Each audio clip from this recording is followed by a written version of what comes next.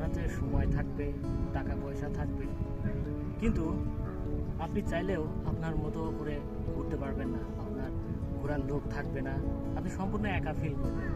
কিন্তু যেই মুহূর্তে আপনার হাতে সময় আছে, হয়তো টাকা নেই, যেইভাবে কষ্ট হোক, আমার মনে হয় এই সময়গুলো আপনার এখানে এই জায়গার মতো প্রাকৃতিক দৃশ্য যেখানে আছে আপনার আপনার সেখানে যাওয়া উচিত, সেখানে ওই জায়গাটা উপভোগ করা উচিত। যদি সব কিছুই পেয়ে যান, তাহলে হয়তো এই সময়টুকু আর পাবেন না।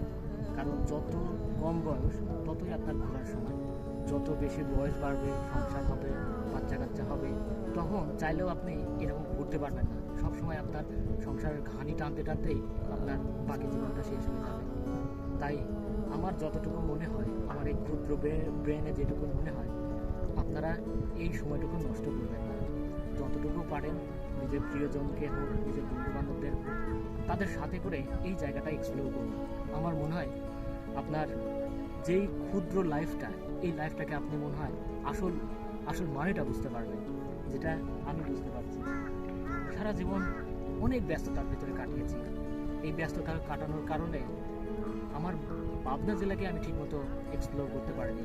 এখন আল্লাহ হয়তো আমাকে কিছুটা সময় দিয়েছে, তাই আমি এই সময়টুকু কাজে লাগাচ্ছি, এক্সপ্লোর করছি, পাবনার বিভিন্ন জায়গা আবিষ্কার করার চেষ্টা করছি আপনাদের জন্য। আশা করি সামনে আপনাদের জন্য আরও ভালো ভালো ভিডিও আনতে পারবো।